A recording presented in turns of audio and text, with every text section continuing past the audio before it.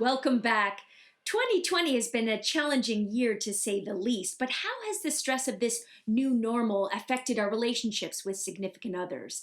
Here with help on how to best support yourself and your partner during this singular time are psychologists and married couple, Kelly Horner and Adisa Azubuike.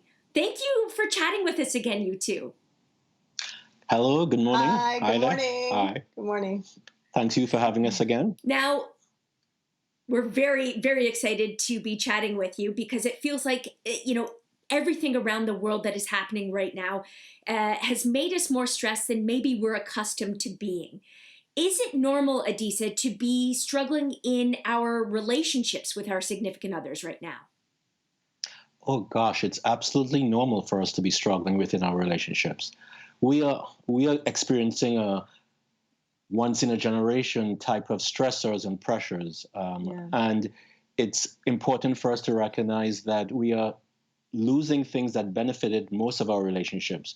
We don't have anymore the ability to be alone, the ability to socialize, the ability to interact with our family and friends easily, the ability to even work and create relatively easily. And also, we have lost the concern about not having a reliable income. So all these stressors are putting an understandable stress on our relationship. Yes, so it's absolutely understandable that we will feel these stressors. So, Kelly, if I can direct this to you, what is it specifically about lockdown? Maybe it is sort of expanding on what Adisa just said there, that is creating so much stress with partners. I mean, on paper, you're supposed to just be like, oh my gosh, we get to spend so much time together. But it's not turning out to look like that exactly. So, what is it about lockdown and its impact on our stress?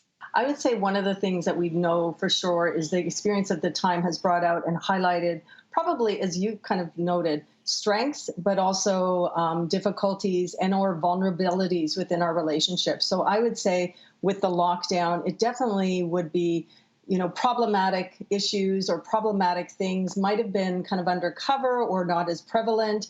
But now they're more overt. So tensions that were once kind of minor may be doubled or tripled.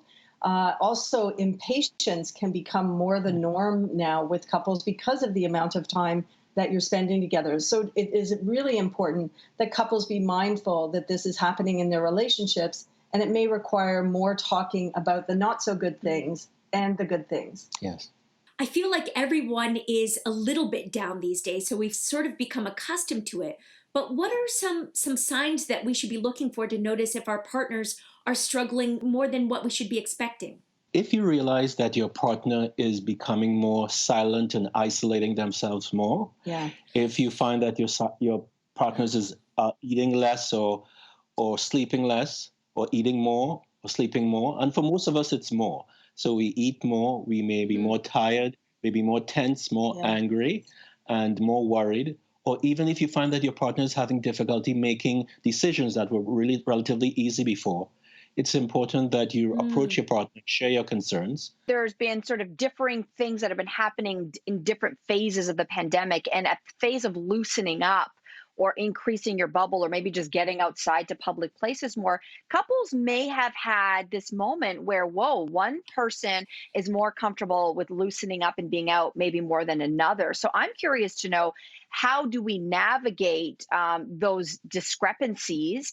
And I'm curious to know if you, as a married couple, have experienced this and how did you handle it? Yes, I think that it's really important that we all have different thresholds and levels of dealing with stress and fear and anxieties. And absolutely, Adisa and I have had to deal with that as a couple. I would just say, so first, to be respectful of your partner's position and to really discuss and compromise on those possible incremental steps that you both may have to create in your relationship, which is new, and to increasing your socializing. So you don't want to avoid discussing it, and you want to find where you may both agree, but you also want to find out where are the areas where you may not fully agree and there's a need for compromise. But as well, there's going to be areas where you're just going to have to agree to disagree. True. And in general, this topic, I'm the more outgoing one. I would say that I've had to have more discussions with Adisa about my bubbles. and so I have more bubbles. And so I have to talk with him about, who are the people? And I've never had to really talk with him to the degree about who am I socializing with? Where am I going? And what am I doing? How am I doing that? So these are really like kind of novel conversations, Yes. the depth that we've had to kind of Yes. share Yes. in our relationship. Kelly, you've just hit on something here for me, because I feel like my partner Simon, we've been together for almost 17 years, and all things considered, we've been faring fairly well through this. But I will say I am coveting alone time.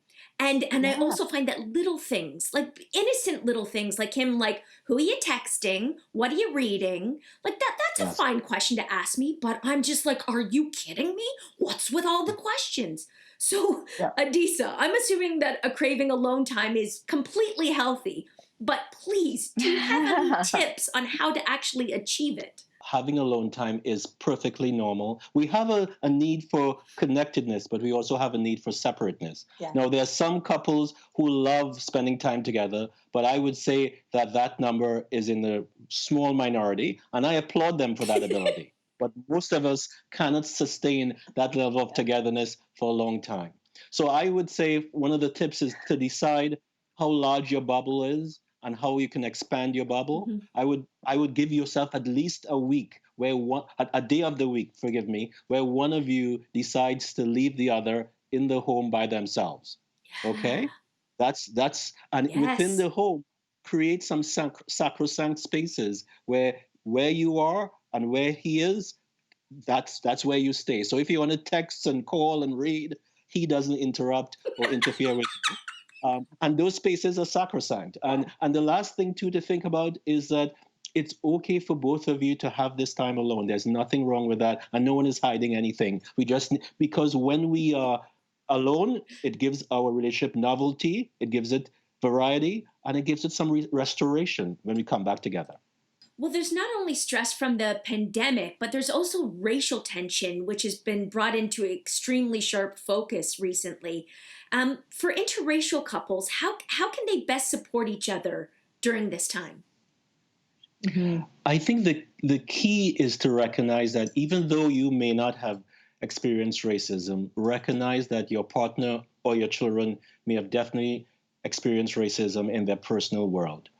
I would say listen, really listen, and recognize that you don't want to deny, dispute, or debate the person's experience. Yeah. And you want to provide your partner with a place where they know they'll be acknowledged, supported, and validated, and let them know that you are willing to be an active ally with them, taking action to, like, if you have to learn new things, if you have to donate, teach, if you have to protest with them, or if you have to reach out to your MPP or your MP to help advance new policy or bills to increase anti-racism efforts. You want to be the model for your partner that gives them a sense of support and consistently and demonstrably remain that kind of ally that is there in both words and deeds.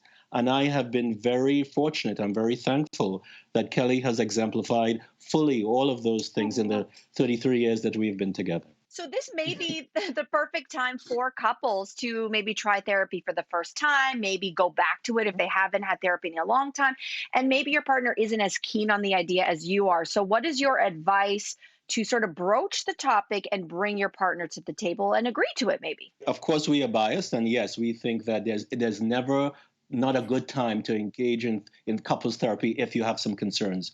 So I would approach my partner gently using I statements. And I would say something like, I have noticed that we've been having more frequent and more intense disagreements, and I'm concerned that it may be causing our relationship some difficulty and some stress, and would like us to reach out to a professional to help us through this difficult time.